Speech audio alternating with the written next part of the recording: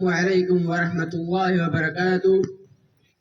આજના આ પર્વ નિમિત્તે અહીં ઉપસ્થિત સન્માનિત તમામ અતિથિઓ, આદરણીય આ સંસ્થાના તમામ હોદ્દેદાર સાહેબો, આદરણીય સ્ટાફગણ, આદરણીય વારનોરા પંચાયતી પ્રાથમિક શાળાના તમામ સ્ટાફગણ, ગ્રામજનો તેમજ વિદ્યાર્થી મિત્રો, આજે અમે આપની સમક્ષ ભારતનું બંધારણ, હક્કો અને ફરજો વિશે ચર્ચા કરીશું ઇન્શાઅલ્લાહ।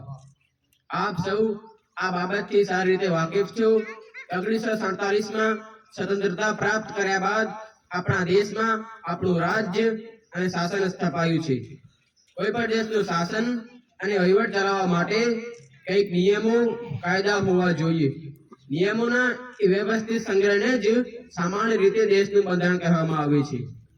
સ્વતંત્રતા બાદ આપણા દેશમાં બંધારણ બનાવવા માટે એક બંધારણ સભાની રચના કરવામાં આવી હતી। આ બંધારણ સભાએ લગભગ 2 વર્ષ 11 મહિના અને 18 દિવસમાં 11 સત્રમાં 165 બેઠકો, વિવિધ સમુદાયોના 299 સભ્યો, મહાનુભાવોના નેતૃત્વ હેઠળ યોજી આપણું બંધારણ ઘડી કાઢવામાં આવ્યું। એ 26મી જાન્યુઆરી 1950 થી અમલમાં આવ્યું, જેથી આ દિવસને આપણે પ્રજાસત્તાક દિવસ તરીકે ઉજવીએ છીએ। આપણો બંધારણનો આરંભ આમુખથી થાય છે। આમુખમાં આપણા રાજ્ય શાસનના સિદ્ધાંતો અને જે ધ્યેય આપણે સિદ્ધ કરવા માંગીએ છીએ તેનો ઉલ્લેખ કરવામાં આવ્યો છે। આદરણીય વડીલો, હવે આપણા હક્કો વિશે તાનું મારો મિત્ર મોહમ્મદ સમજાવશે।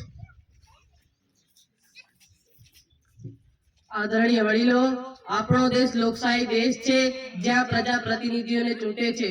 ચૂંટાયેલા પ્રતિનિધિઓ વાસ્તવિકમાં આપણા અને આપણા દેશના સેવકો છે।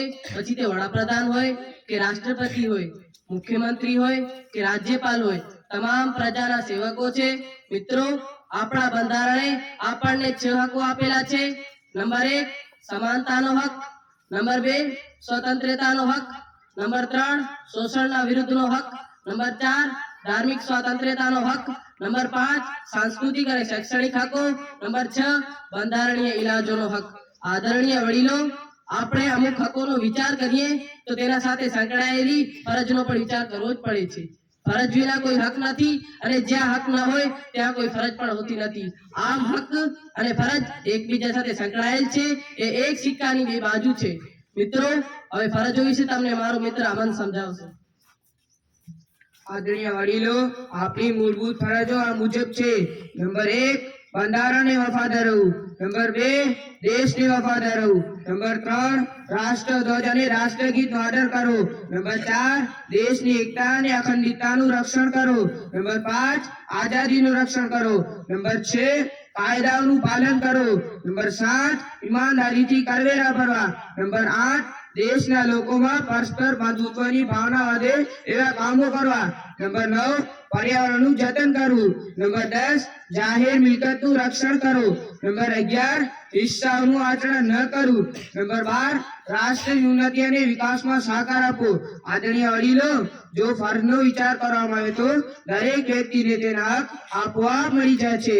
આપણે એક બિન સાંપ્રદાયિક દેશ છીએ, જ્યાં કોઈ વ્યક્તિ કે કુટુંબનું વંશ પરંપરાગત શાસન ચાલતું નથી। અંતિમ સત્તા ભારતના સમસ્ત લોકોમાં રહેલી છે। દેશનું બંધારણ તમામ સત્તાઓનો અંતિમ સ્ત્રોત છે। આદરણીય વડીલો, આવો ભારતના બંધારણને સમજી અને તેના હક્કો અને ફરજો નિષ્ઠાથી પાલન કરીએ। અંતમાં અલ્લાહ તાલા પાસેથી દુઆ છે કે આપણો દેશ વિકાસના પંથ પર સતત આગળ વધતો રહે। આમીન। હિન્દુસ્તાન જિંદાબાદ। અસ્સલામુ અલૈકુમ વરહમતુલ્લાહિ વબરકાતુહુ।